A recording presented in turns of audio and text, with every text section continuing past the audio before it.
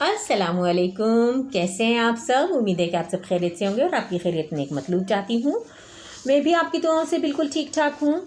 आज हम आपके लिए बहुत ही प्यारी प्यारी सी मुख्तलिफ़ हिकायात लेकर हाजिर हुए हैं। तो चलिए आइए बग़ैर टाइम ज़ाया किए हिकायात का आगाज़ करते हैं। हज़रत मालिक बिन दीनार ने एक मकान किराए पर लिया। उस मकान के पड़ोस में एक यहूदी का मकान था। हज़रत मालिक बिन दीनार रहमतुल्लाह अलैह का हुजरा यहूदी के मकान के दरवाज़े के करीब था। यहूदी ने एक परनाला बना रखा था और हमेशा इस परनाले की राह से निजासत हज़रत मालिक बिन दीनार रहमतुल्लाह अलैह के घर में फेंका करता था। यहूदी एक मुद्दत तक इसी तरह करता रहा, मगर जब हज़रत मालिक ने कभी उससे कोई शिकायत ना की, आखिर एक रोज़ इस यहूदी ने खुद ही हज़रत मालिक से पूछा कि आप रहमतुल्लाह अलैह को मेरे परनाले से कोई तकलीफ़ तो नहीं होती? आप रहमतुल्लाह अलैह ने फरमाया, तकलीफ़ तो होती है, मगर मैंने एक टोकरी और एक झाड़ू रखा हुआ है, जो निजासत गिरती है मैं इसे साफ़ कर लेता हूँ। यहूदी ने कहा कि आप रहमतुल्लाह अलैह इतनी तकलीफ़ क्यों करते हैं? क्या आपको गुस्सा नहीं आता? आप रहमतुल्लाह अलैह ने फरमाया, मेरे रब का कुरान करीम में फरमान है कि जो लोग गुस्सा पी लेते हैं और लोगों को माफ़ कर देते हैं वो बड़े अच्छे लोग होते हैं। ये बात सुनकर यहूदी ने कहा, तो फिर मुझे कलमा पढ़ाएं। जो दीन ऐसी तालीम देता है वो दीन भी बड़ा अच्छा है। देखा आपने कि हमारा दीन इस्लाम एक ऐसा मज़हब है जो कि दुनिया के हर इंसान को एक सबक देता है, एक इंसानियत का सबक देता है, जो कि एक यूँ कहना चाहिए कि दुनिया के तमाम मसाइल का हल बयान कर देता है कि जो मुसलमान होते हैं वो अपने किरदार से, गुफ्तार से अलग ही उनकी पहचान होती है जो कि नज़र आती है। और दीन इस्लाम जो है वो मुसलमानों को दूसरे इंसानों से मुमताज़ बनाता है। तो चलिए आइए दूसरी हिकायत का आगाज़ करते हैं। एक दिन खलीफा हारून का बेटा उसके पास आया, गुस्से में कहने लगा, अब्बा हुजूर, फ़लाँ वज़ीर के बेटे ने मुझे गालियाँ दी। हारून रशीद ने दरबारियों से पूछा कि गालियाँ देने वाले को क्या सज़ा दी जाए। एक दरबारी ने कहा इसे कत्ल कर दिया जाए, दूसरा बोला इसकी ज़बान काट देनी चाहिए, तीसरे ने राय दी कि इस पर जुर्माना कर देना चाहिए। हारून रशीद ने इनमें से किसी बात पर इत्तेफाक ना किया। किसी ने कहा कि उसकी ज़बान काट देनी चाहिए, लेकिन हारून रशीद ने किसी की राय से इत्तेफाक ना किया। उसने अपने बेटे से कहा, बेटे दरगुजर करो, इसे माफ़ कर दो। अगर ऐसा नहीं कर सकते तो तुम भी इसे गालियाँ देकर गुस्सा ठंडा कर लो। ऐसा बदला अच्छा नहीं जो हद से गुज़र जाए और जो तुम्हारी तरफ से जुल्म हो। तो आपने देखा कि पहले के जो बादशाह हुआ करते थे वो कितने आदिल हुआ करते थे। अदल व इंसाफ में उनका कोई सानी नहीं होता था कि चाहे उनका बेटा हो या कोई भी हो, हर एक के लिए वो इंसाफ किया करते थे। तो चलिए आइए अब तीसरी हिकायत का आगाज़ करते हैं।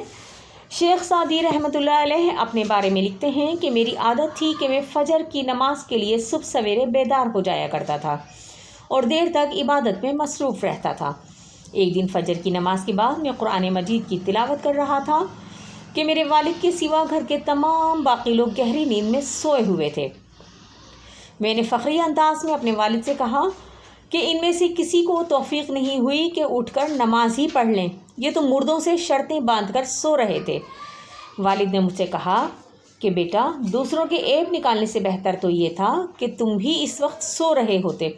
यानी हमें किसी पर तनकीद नहीं करनी चाहिए, हमें अपने अमल को देखना चाहिए कि हमारा अमल क्या है और हमें कभी भी दूसरों पर तनकीद नहीं करनी चाहिए। और बजाय इसके कि हम दूसरों पर तनकीद करें, हमें खुद अपना आप संवारने पर तवज्जो देनी चाहिए। हज़रत हसन बसरी रहमतुल्लाह अलैह से किसी शख्स ने आकर कहा कि फ़लाँ शख्स ने आपकी ग़ीबत की है।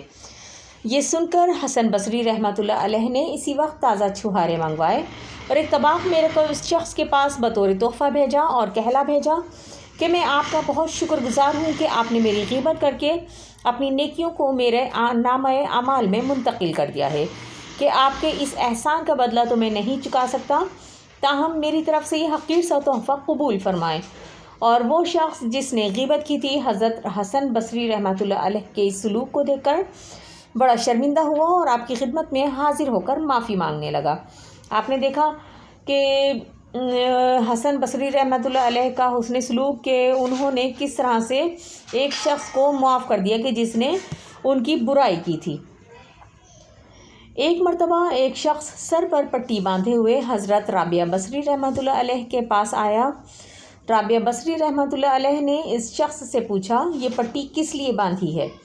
وہ شخص بولا، کل رات سے میرے سر میں سخت درد ہے۔ رابعہ بصری رحمۃ اللہ علیہ نے پوچھا، تمہاری عمر کیا ہے؟ وہ شخص بولا، 30 برس۔ رابعہ بصری رحمۃ اللہ علیہ نے کہا، کیا عمر کا زیادہ حصہ تم نے ایسی ہی تکلیف میں بسر کیا ہے؟ وہ شخص بولا، نہیں۔ اس کا جواب سن کر رابعہ بصری رحمۃ اللہ علیہ نے کہا، تمہیں اللہ نے 30 برس تک تندرست اور توانا رکھا اور چاق و چوبند رکھا، تم نے ایک دن بھی شکرانے کی پٹی نہ باندھی، اب صرف ایک رات تمہارے سر میں درد ہوا تو تم شکایت کی پٹی باندھے پھرتے ہو۔ تو آپ نے دیکھا اللہ والوں کی باتیں بھی ان کے گفتار و کردار کی طرح ہوا کرتی تھیں کہ وہ چاہے دکھ میں ہوں یا سکھ میں ہوں، ہر حال میں اللہ تعالیٰ کا شکر ادا کیا کرتے تھے۔ اور ہم جیسے جو گناہ گار سیاہ کار بدکار بندے ہوتے ہیں وہ ہر وقت اللہ تعالیٰ سے شکوے شکایات کرتے رہتے ہیں۔ اللہ تعالیٰ ہمیں کتنی نعمتوں سے نوازتے ہیں لیکن پھر بھی اس کے باوجود ہم کفران نعمت کرتے ہیں، اور جب ایک نعمت مل جاتی ہے تو ہم اللہ تعالیٰ سے دوسری نعمت کی طلب شروع کر دیتے ہیں بجائے اس کے کہ ہم اللہ تعالیٰ کا شکریہ ادا کریں۔ تو امید ہے کہ آج کی ویڈیو آپ کو پسند آئی ہوگی۔ ملتے ہیں پھر کسی نئی نیکسٹ ویڈیو میں نئے ٹاپک کے ساتھ، تب تک کے لیے مجھے دیجیے اجازت۔ لیکن چلتے چلتے ایک چھوٹی سی اچھی بات کہ کچھ فوت شدہ لوگ ایسے ہیں جن کے ذکر سے دلوں کو زندگی نصیب ہوتی ہے، اور کچھ زندہ لوگ ایسے ہیں جن کو دیکھنے سے ہی دل مردہ ہو جاتے ہیں۔ مجھے دیجیے اجازت، اپنا اور اپنے پیاروں کا ڈھیر سارا خیال رکھیے گا۔ ملتے ہیں پھر کسی نئی ویڈیو میں نئے ٹاپک کے ساتھ، تب تک کے لیے اللہ حافظ۔